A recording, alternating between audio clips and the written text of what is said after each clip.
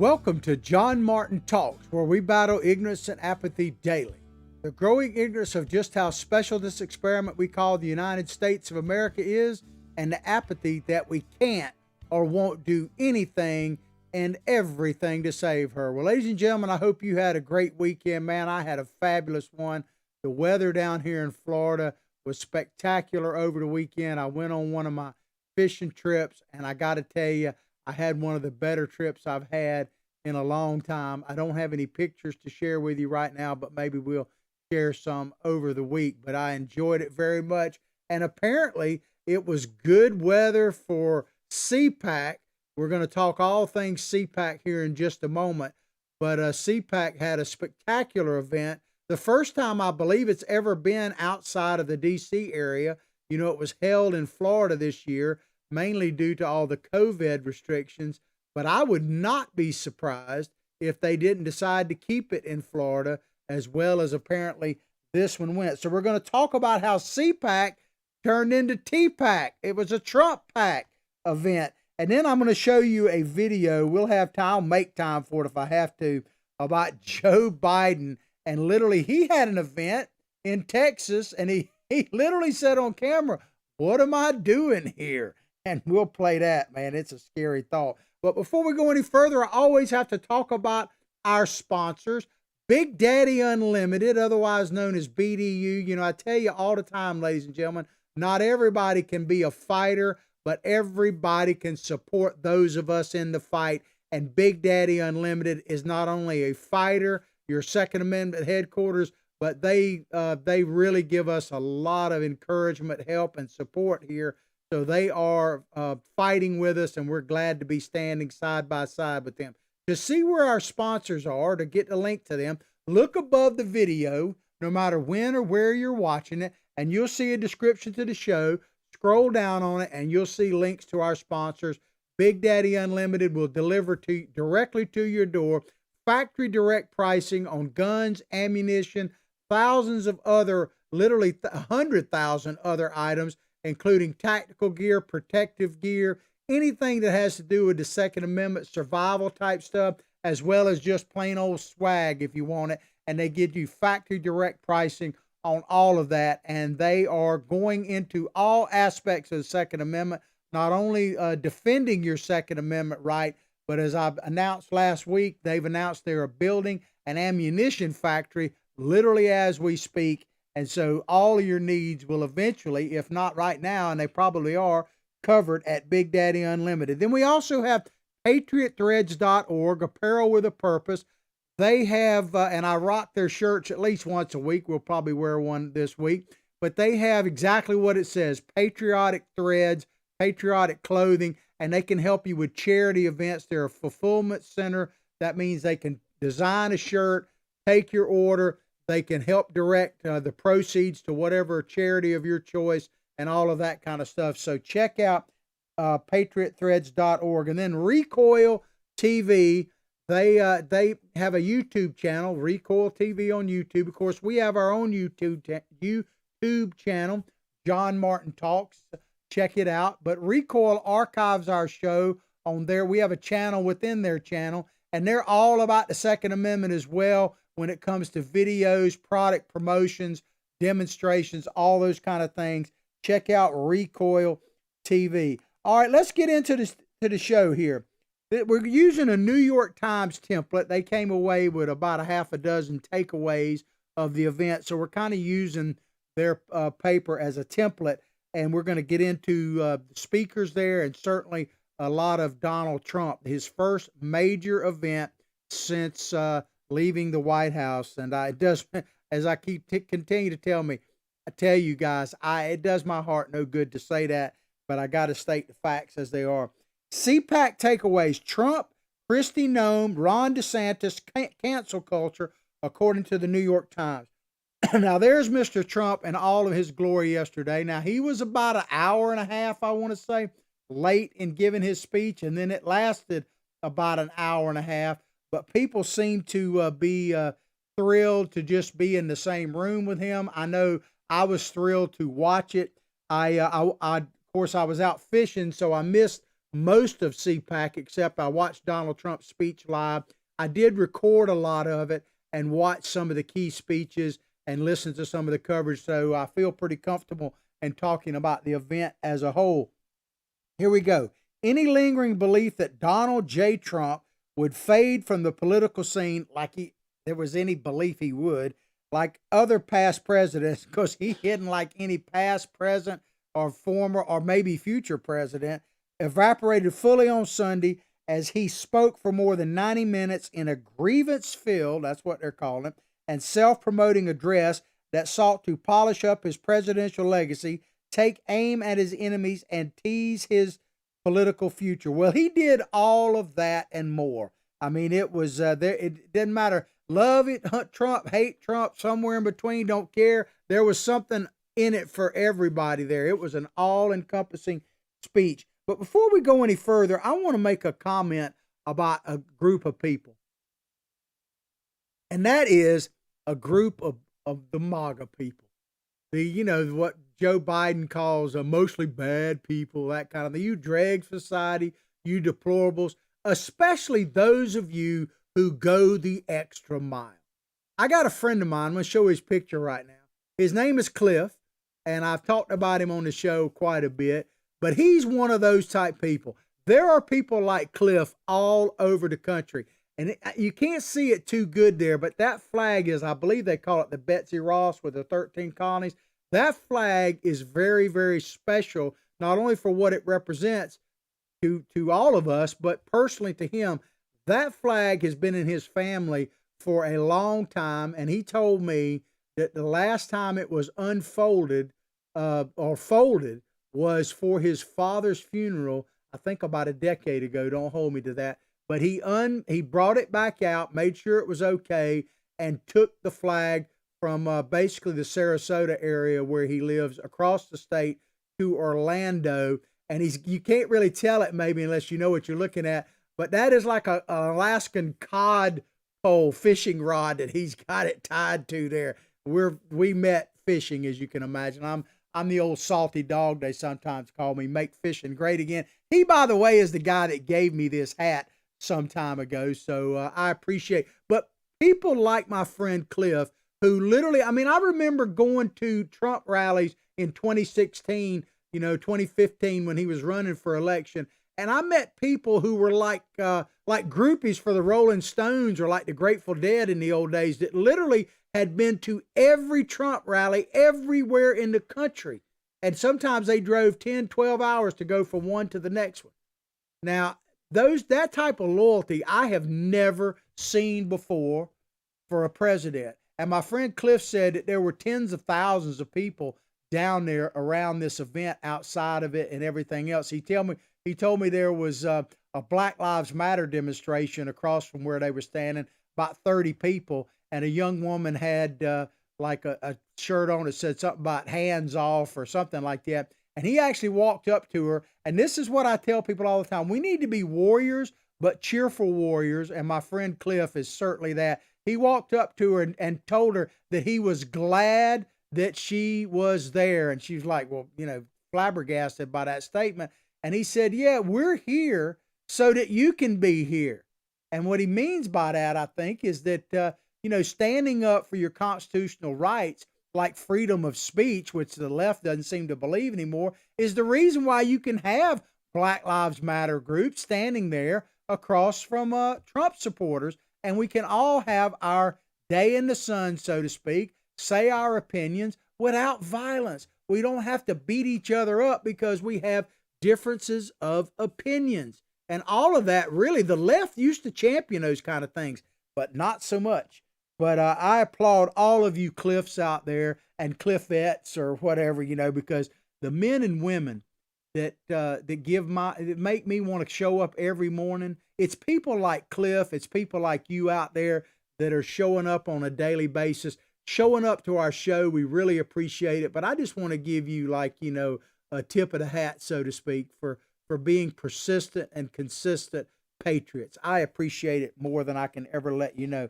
But here are some of the takeaways, according to the New York Times, from the first major Republican gathering of post-Trump era I don't know. Is there a post-Trump era? Because I don't know that the Trump era, whether he runs for president, and we'll talk about that more in just a minute or not.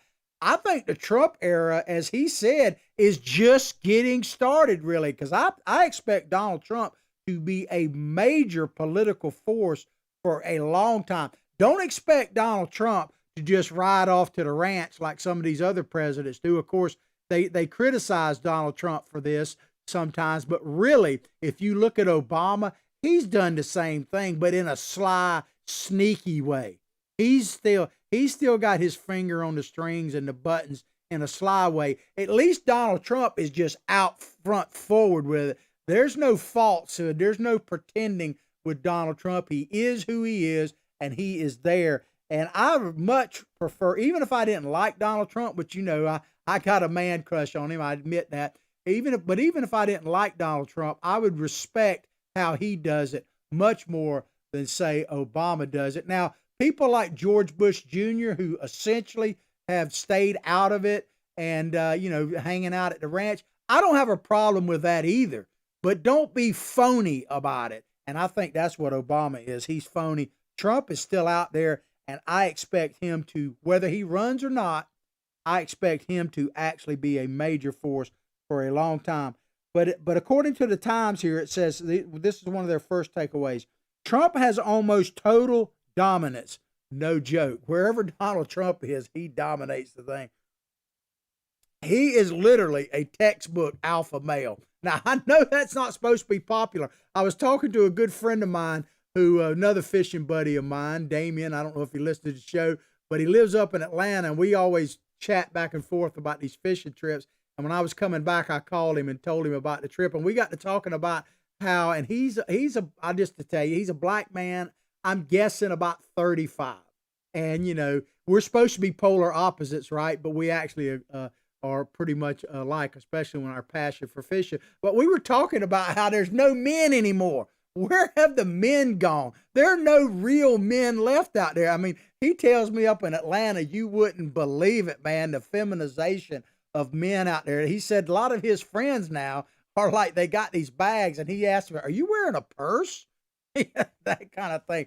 But it's true, man. There just aren't many alpha males out there right now. But Donald Trump is definitely one of those. But this is what one of the big things that Mr. Trump said at the event. He said, I'm not starting a new party, nixing rumors that he'd been. And he went into the reasons why. He said, basically what I've been saying, we need to take over the Republican Party from the grassroots to ground up.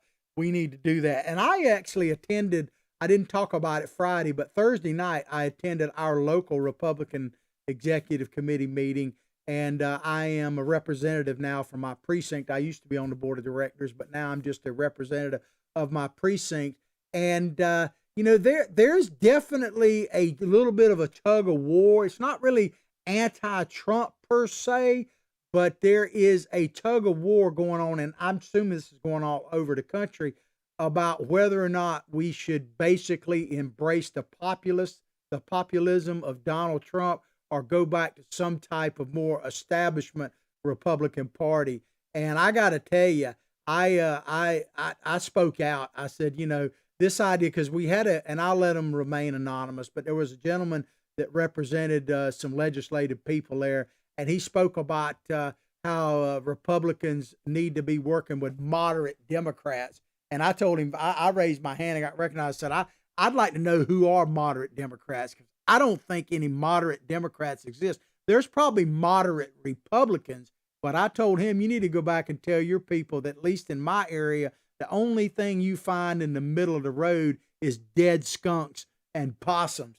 And does your representative want to be that? Because I firmly believe that we need to take our lead from the two best presidents in my lifetime, Donald Trump and, of course, Ronald Reagan, who told us not to paint in pastel colors, but to paint in bold colors. Now, if there ever was a time, now is the time to be bold. So I implore you, deplorables out there, to take over fully the Republican Party. Take what Donald Trump said seriously yesterday. Take over the Republican Party, because we don't need to have a third party. Because I've been telling you, my goal, and it sounds like President Trump's goal is the same way, same thing. My only goal politically right now is to stop the progressive takeover of this country. And I don't care if you're running for the White House, the outhouse, or somewhere in between, whether it's fair or not, I'm going to judge you based on that one criteria. Is your candidacy, are your ideas helping to stop the takeover of the progressives of this country, great country of ours, or not? And that, I hate to say it, but that's all I care about. That's where I'm at right now. I don't know where you are. Chime in on Facebook or YouTube. Spell it out. John Martin Talks on YouTube. Let me know how you feel, and I'll respond to you as quickly as possible. Do you agree with me or not that our goal right now is to stop the progressive takeover of this country? Because if we don't, nothing else really matters, right? And back to the New York Times article. And why would he be, when he talks about forming a third, but Donald Trump came out against a third party? Mr. Trump remains the most influential Republican politician in the nation. And there's not a close second, really. Not at all. The 3-day CPAC gathering in Orlando showed how fully the Republican Party has been remade in his image in the 5 years since he boycotted the conference in 2016 en route to capturing the party's nomination. Well, one of the things that Trump pointed out, and I think he's absolutely right about this, is there's no real war going on in the Republican Party between the rank and file, because the rank and file is primarily the Trump party now. It really is. He said that there's a few political hacks in D.C. that are the real issue, and I think he's absolutely right about that. And he went into, we're going to talk about detail of him naming names here in just a moment. But the Republican Party, they need to make a decision. Do they want to represent America as a whole? Do they want to be the party of working people, a big tent party? Because Donald Trump, this gets lost in the fact that whether we don't say fraud here, we don't say that F word. I just said up. I'm not accusing anybody. We call it mod here. We don't say the F word. We don't say the S word. We call it squealing and not something else that rhymes with that.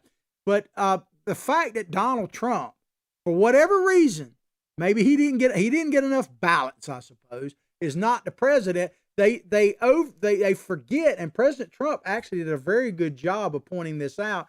They forget how big the victory was in general for Republicans. When you stop and look at it, Republicans gained numerous House seats. They almost held the Senate, and if it wasn't for what I think is unconstitutional balloting with the absentee ballots, the vote by mail, which is unconstitutional the way they did it, then they would have held on to the Senate seats even in Georgia. Because if you look at it with that consent decree with Stacey Abrams and the administration of Secretary of State there in Georgia, it allowed ballots to be counted that never would have counted before. Keep in mind that in 2016, to give you an example, the rejection rate on mail-in ballots was about 6%. And they didn't have near the number of ballots they had in 2020, but the rejection rate under this consent decree was like 1/3%.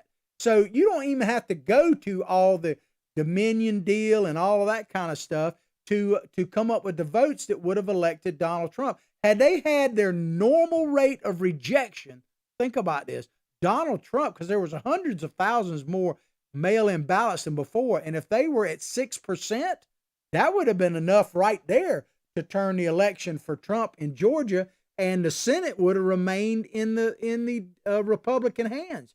So there's a lot of victories that were had in 2020, and Donald Trump just got out-balloted. But the Republican Party needs to decide whether it wants to do what basically President Trump did in Florida, and the help of Ron DeSantis, and we'll talk about him and the Republican Party in general. The RPOF in Florida did a great job in 2020. And I'm not just talking about the fact that Donald Trump won. I'm talking about the coalition that was built around the winning side with Donald Trump.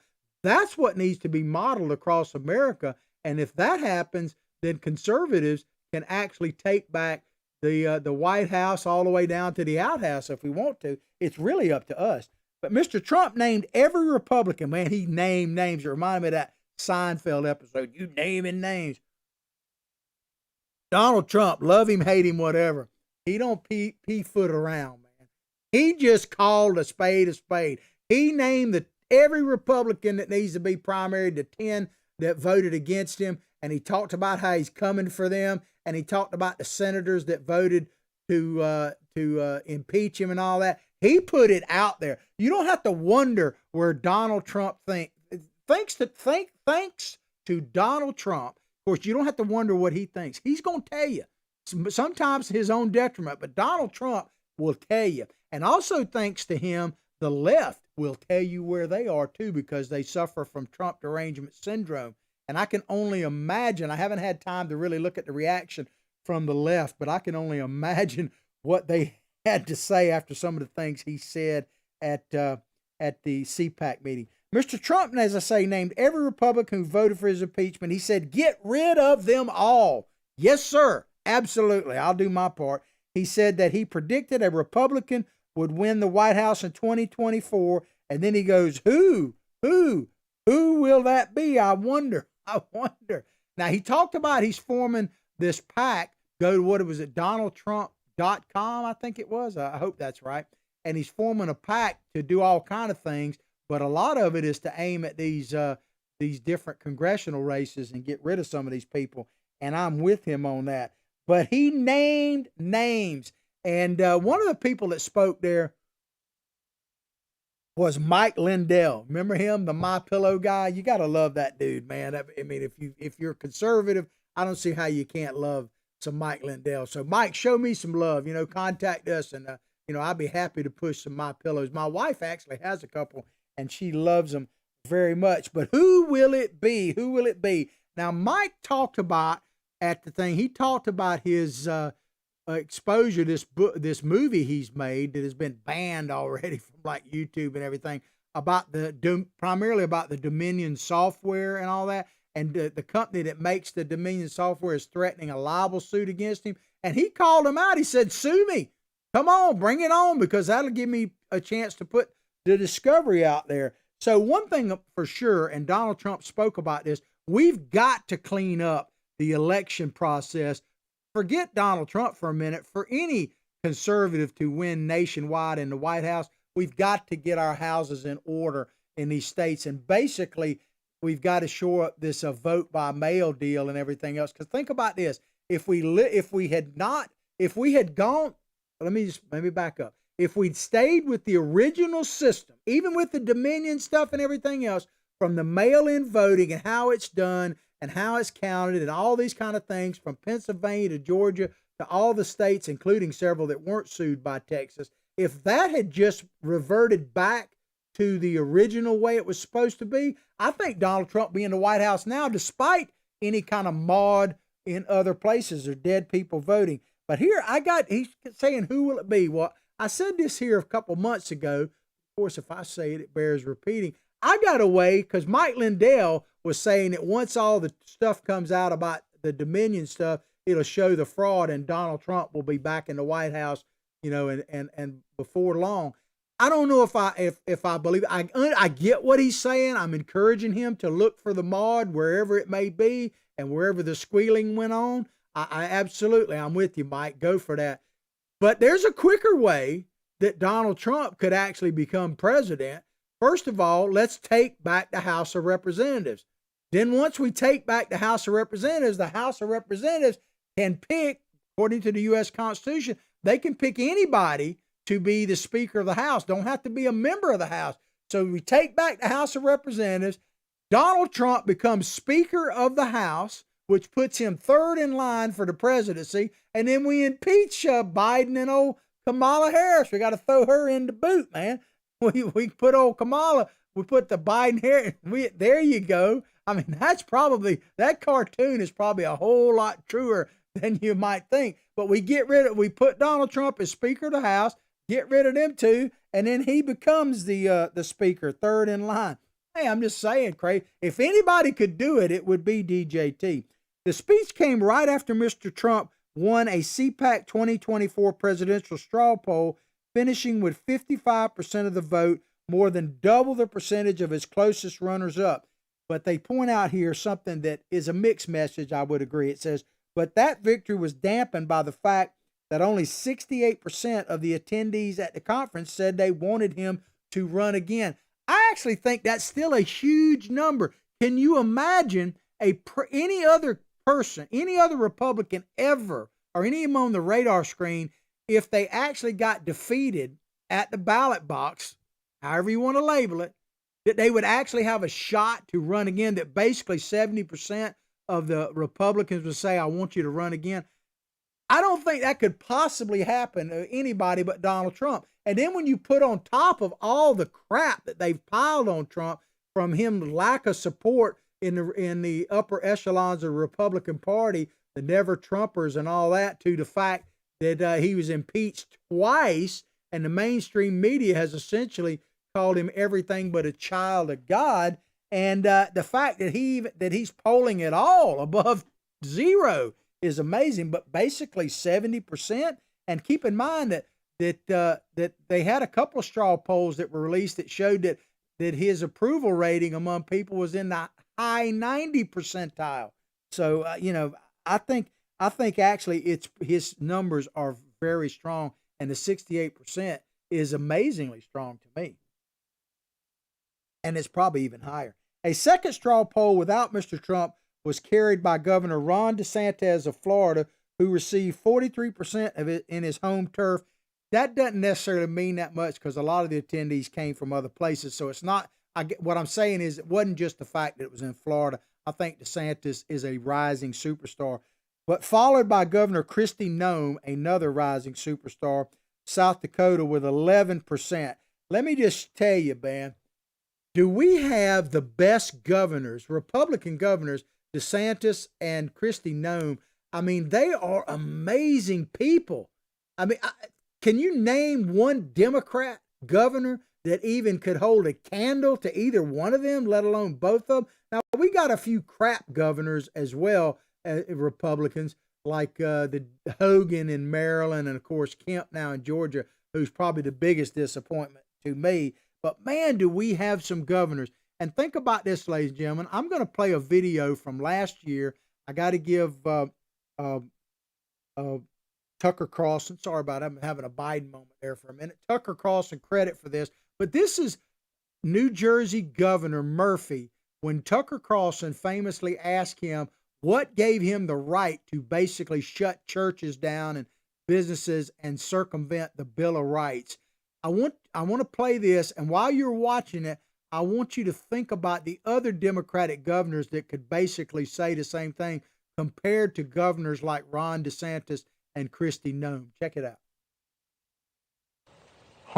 So you made that decision, and as I noted before, 15 congregants at a synagogue in New Jersey were arrested and charged for being in a synagogue together.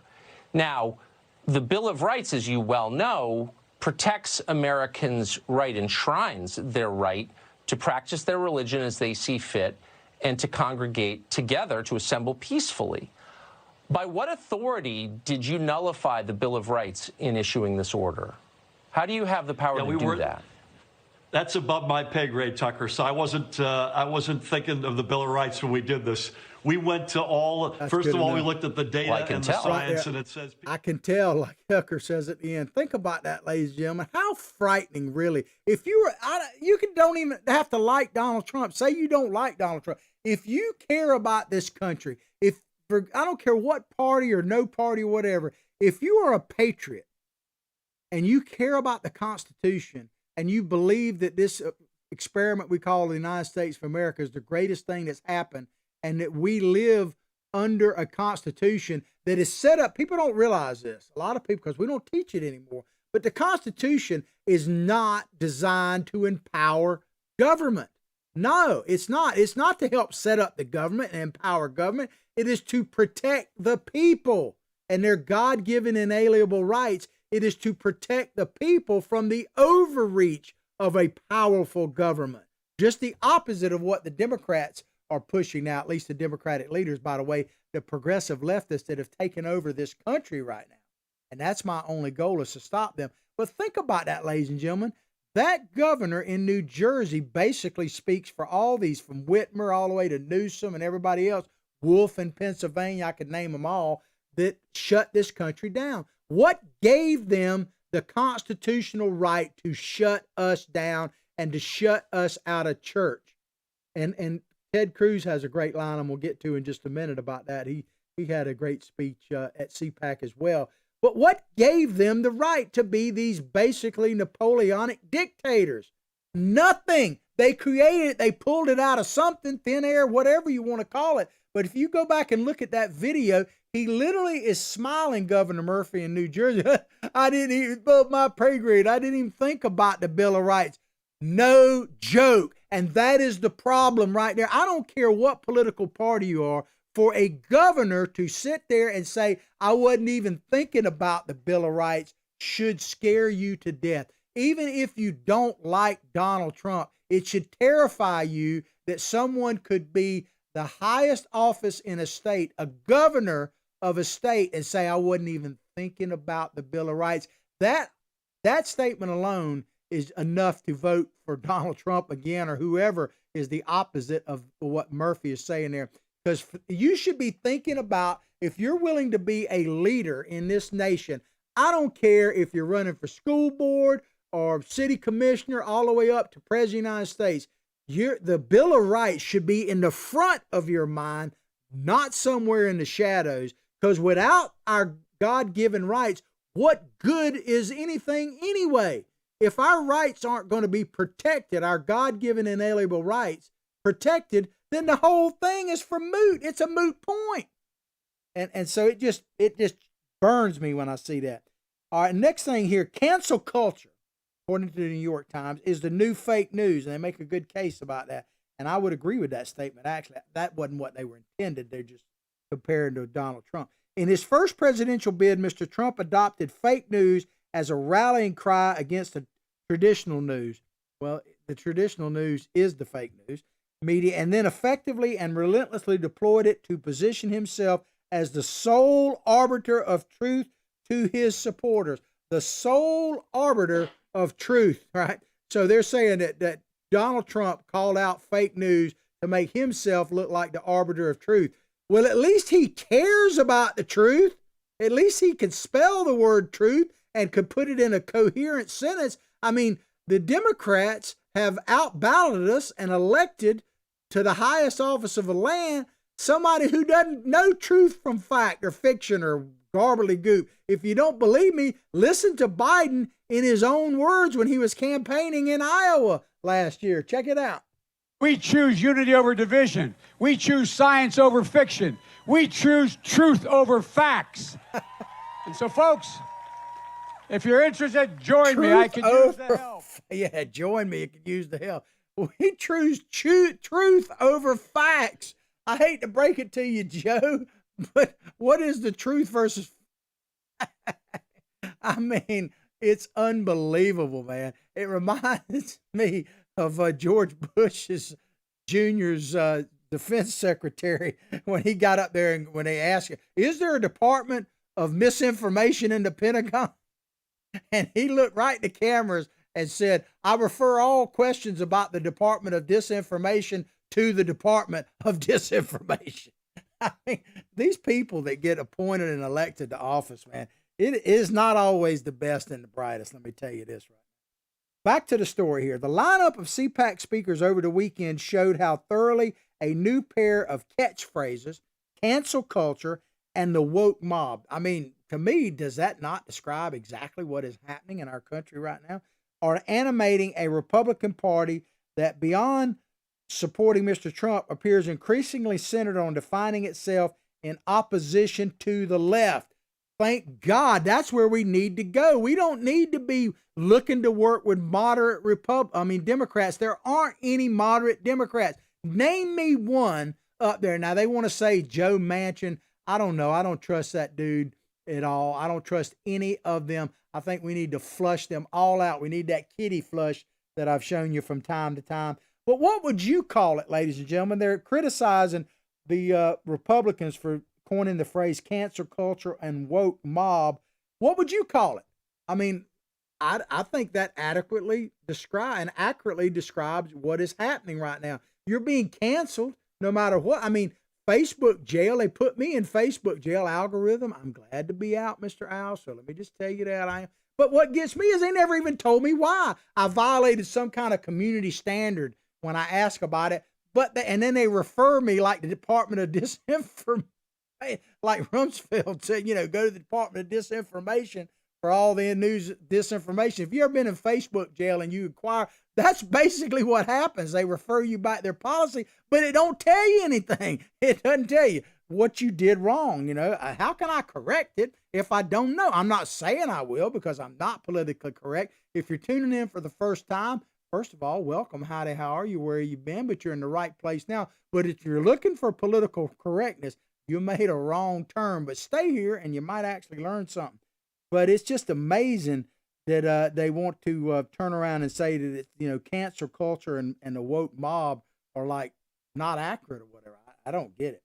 But Senator Josh Hawley of Missouri began his CPAC speech. He said, "Didn't anybody tell you you're supposed to be canceled?" And he ought to know he got his book deal canceled and everything else because he stood up patriotically on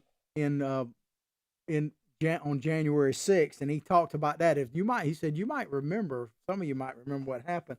But I was telling you about Facebook. Let me give you another way it works. And maybe I'm wrong about this. I know I got a lot of loyal people that watch the show. Our numbers fluctuate a lot, but there's a certain consistent bunch of you people that I was talking about earlier that show up on Facebook all the time.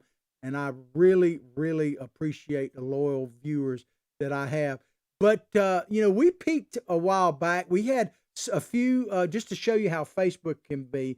And I'm not trying to pick on them. It's just where I have the best numbers. But we had multiple shows of ours go over 200,000 views. 200,000 views in a 24-hour period. And this was before they announced Facebook made an announcement, not directed necessarily at me, but they made an announcement that they were going to curtail political talk about 2 weeks before the election. So we were consistently getting 30, 40,000 views. Like I say, we had a few shows that went over 200,000. All of a sudden, 2 weeks before the election, they went down to 1,000. Just boom, And it's been slowly but surely returning. But they say they're not promoting anything political anymore. So that's why I tell you, as a listener out there, and this is not just about Facebook, you have to be proactive. You have to search us out, people like us, and be proactive. Support sponsors like we have at Big Daddy Unlimited. Support people that are fighters, because I say not everybody can be a fighter, but everybody can support those of us in the fight. And you got to seek out what we're doing. I'll give you a quick example of it. I was flipping through the dials because yesterday waiting on the president, and CNN was all about attacking Trump and what he may or may not say right before he came on stage. But the second that he came on stage, they cut away and they never even went back to it. So they didn't show it at all. You had to seek it out. Fox, I think, carried. I know America's Voice News, by the way, if you haven't ever tuned into them, America's Voice News is a terrific alternative to the mainstream media. They stream on Roku, Fire Stick, Apple TV. You can download free apps on your Android or your iPhone. They're on channel 219 Dish Network, and they're on the Pluto channel. We have a show on there, but it's not carried live at the moment. But you can go to there, look at their streaming channel, and check out the shows tab. Click on that, and you'll see our shows archived on there. But they're an excellent way to get around the blackout, if you will, of the mainstream media. But we're under attack. And what I'm saying is, ladies and gentlemen, if you want to see programming like ours, you're going to have to be more proactive, support our sponsors, search us out, and invite people, send out emails, whatever you got to do, invite people to look at the show, because I'm battling ignorance and apathy daily, and we need more support. So appreciate that. The crowd cheered as cancer culture served throughout the weekend as a shorthand for the bashing the news media, railing against the tech industry, in particular Twitter and Facebook's decision to bar Trump from their platforms, and spreading fear about the decline of conservatives and religious values in American pop culture. So they're acting like there's no consequences for the cancel culture and the loss. So what do they say here? Conservative and religious values in American pop culture. Well, I'm going to play another governor. I'm on a governor kick right now. This is a Democratic governor of the great state of Virginia. If you want to know, I tell you all the time, progressives take everything to an extreme. And I've used abortion as an example. Under Clinton's, it was supposed to be safe, legal, and rare. Where is it now? What are they discussing now? So if you want to see what happens with the absence of conservatism in pop culture and religion in our institutions, in our culture, all you got to do is listen to old blackface Ralph Northam himself when he describes about abortion and what extreme he's willing to take it. Check it out. Republican delegate about whether her bill would permit an abortion even as a woman is essentially dilating, ready to give birth. And she answered that it would permit an abortion at that stage of labor. Do you support her measure and explain her answer? Yeah, and I wasn't there, Julie, and I certainly can't speak for Delegate Tran, but I would tell you, first thing I would say is this is why decisions such as this should be made by providers, physicians, and the mothers and fathers that are involved. There are, when we talk about third trimester abortions, these are done with the consent of obviously the mother, with the consent of the physicians, more than one physician, by the way. And it's done in cases where there may be severe deformities, there may be a fetus that's non-viable. So in this particular example, if a mother is in labor, I can tell you exactly what would happen. The infant would be delivered. The infant would be kept comfortable. The infant would be resuscitated if that's what the mother and the family desired. And then a discussion would ensue between the physicians and the mother. So I think this was really blown out of proportion. Think about it. Blown out of proportion. Blown out of proportion. The baby is born. No, not aborted, but born. And then they look at it, and if they can resuscitate it if necessary or not. But if the baby is living, so they resuscitate it, bring it back to life, and then they have a discussion about whether or not to cut its head off, basically. I mean, my God, ladies and gentlemen, if you needed, I don't care what side of the abortion issue you're on, if you needed a clearer example of where our culture is going, absent conservatism and religious faith and belief, I mean, there you go. Off with his head after we discuss it, man. I got to read this one from a quote from Ted Cruz, because he kind of addresses the same issue about culture and religion. He says, "You can French kiss the guy next to you yelling, 'Abolish the police,' and no one will get infected," talking about the COVID, he mocked. "But if you go to church and say Amazing Grace, everyone is going to die." I mean, that's a good one, man. And President Trump made them all go crazy, especially on the left. I did look at this part when he talked about the attack on women, anti-women, talking about, these men competing against women and everything else. The left just went all ballistic about that. He talked about, the stopping the as I call it, the squeal and the voter mod and everything else. I didn't think he went too overboard on that. And he basically presented that the SCOTUS is what let us down when they wouldn't take on the cases. So he's talked about cleaning it up state by state, and that's what we need to do. We're almost out of time, so I have to scroll. I'm going to scroll all the way down here to something that Ron DeSantis said. He said, because he opened the event and he was terrific. He said, "We consider," because one of the things this article debates is whether or not CPAC used to be all about policy, and right now it's all about kind of ideals, if you will. And I agree with what Ron DeSantis is saying right here. He says, "We can sit around and have academic debates about conservative policy. We can do that," he said, "but the question is, when the Klieg lights come on," which is basically stage lights, I'm under Klieg lights right now, "get hot, when the left comes for you, will you stay strong or will you fold?" Right there. DeSantis is absolutely right. And he's proven when the lights are the brightest, he's the strongest. And people like Mitch McConnell, when they put the light on him, he's like old Turtlehead. He goes back in his shell. We need more Ron DeSantis's and less Mitch McConnell's. I can tell you that. And Kristi Noem, and we just got to have that, man. But I want to close it out with this. Let me check my time. I got about 2 or 3 minutes left, just enough time. So we're going to go down and close out this part, and then we're going to play you a video here that is just unbelievable. So Donald Trump Jr., he jokingly called the gathering TPAC, like Trump PAC, instead of CPAC. According to the Times, it's what it feels like, guys. This is what DJT Jr. said. It felt less like an awkward joke and more a statement of 2021. Don Jr. is absolutely on a roll. I've been impressed with him from time to time, and I tell you what, he is rising. And the whole thing about CPAC, I'll conclude it with this. It basically, it kind of picked up on the theme, and of course, I've been telling the president he can use my little slogan, "Make America First Again." Feel free to use that. I think it's the right way. But CPAC in general, man, it picks up on my goal is to stop the progressive takeover of this country. And here's the goal of my show, basically. It's to educate people, educate yourself and others, motivate people, yourself and others, and activate yourself and others. In other words, do something.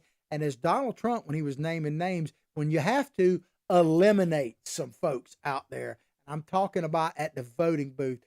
So as I always say about enjoying the show, I hope you've enjoyed it as much as I've enjoyed bringing it to you. But I got to play you one video from Mr. Joe Biden at the same time in Texas, basically, that Donald Trump was giving his great speech in Orlando. This is the current occupant of the White House doing his best, I suppose. Check it out. I think he was getting on a plane. He told me he came in to see me last event.